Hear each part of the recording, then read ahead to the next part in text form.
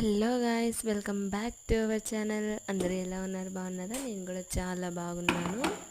అందరూ నార్మల్గా కాఫీ చేసుకుంటే మనం మాత్రం వెరైటీగా కాఫీ చేస్తామన్నమాట. అది ఎలా అంటే కొబ్బరి పాలతో కాఫీ. ఫస్ట్ కోకోనట్ తీసుకొని దాన్ని మిక్సీ పట్టేసి అండ్ వాటర్ అంతా స్ట్రెయిన్ చేసేసుకోవాలి. వాటర్ అంతా స్ట్రెయిన్ చేసిన తర్వాత ఆ వాటర్ని సైడ్ పెట్టేసుకొని గ్యాస్ వెలిగించుకొని నాలాగా పోయి తింగర్ పనులు చేయకుండా బౌల్ బాగా పెట్టుకోండి. అండ్ కొన్ని వాటర్ వేసి అందులో టీ పొడి వేసి అండ్ చక్కెర వేసి అది బాగా మరిగేటప్పుడు పాలు పోయండి. పాలు పోసిన తర్వాత కొంచెం సేపటికి అది తెరులుతుందన్నమాట.